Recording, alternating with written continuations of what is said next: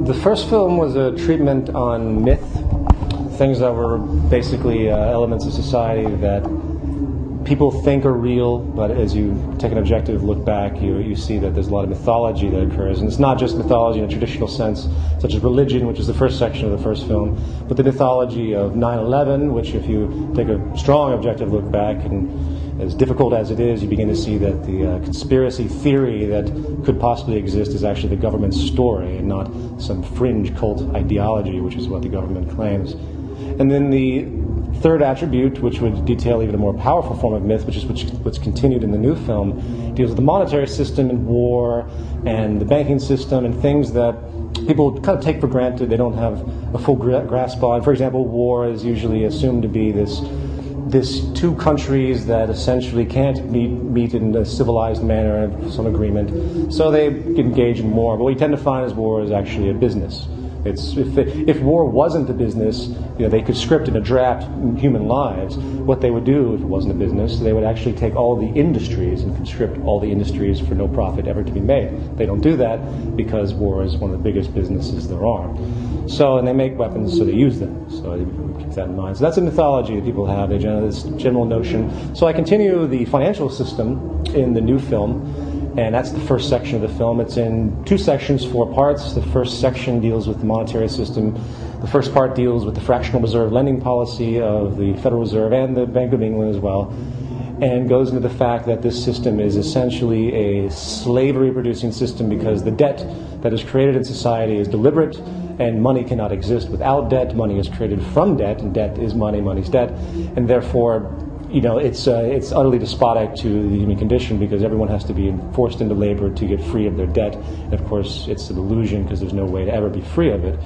Then I continue this with the second part of Section 1, which goes into John Perkins' Confessions of an Economic Hitman, which is a very interesting story about a man who used to work for a private corporation that was affiliated with the World Bank, and his basic disposition was, his basic realization was that his private corporation was actually a front for this ruse, so to speak, that uses the World Bank as a tool for debt for other countries. So what they do is he would go over, for example, and bribe leaders to take big loans and say, well, if you don't, then there's going to be problems. And those that didn't, there were tremendous problems, overthrown, assassinations. And otherwise, the countries would take the debt and then they'd be enslaved to the Western financial system because all these structural adjustment policies would be put forward on the country because of their outstanding debt, and therefore they would have to give over their natural resources, they would have to submit in multiple ways.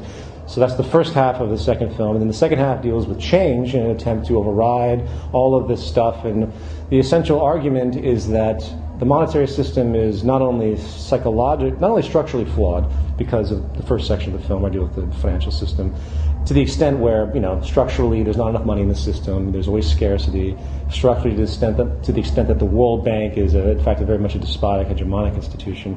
But that also bleeds over into the other most important part, which is the psychological manifestation of the monetary system, and how it actually relates to our behavior in society, and how we essentially don't know how to relate to each other because we've been conditioned, at least in a civil way, we don't know how to relate to each other in a civil way because the entire system is based on everyone leeching off of everyone else. And it's a very fundamental thing. Most don't think about it that way.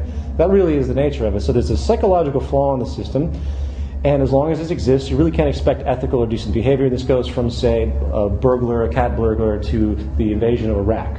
It's all the same general train of thought.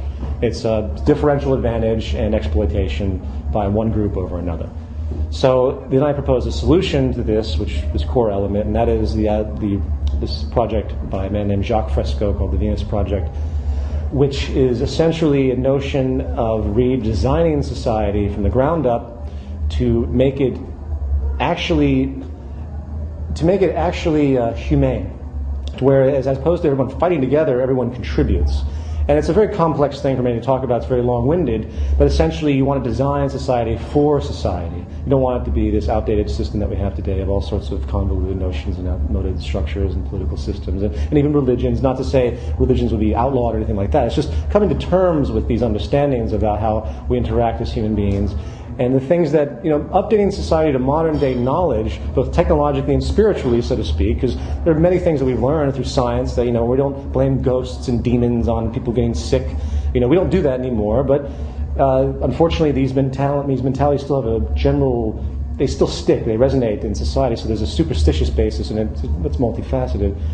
So the advocation is a new social system that not only is structurally designed for society, but advocates in its environmental resonance a new human value system.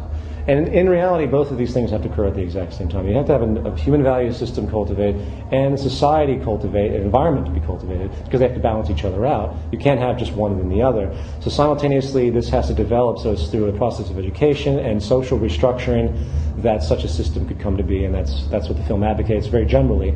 And I'd say that basically encapsulates the whole project. The whole project in general is this.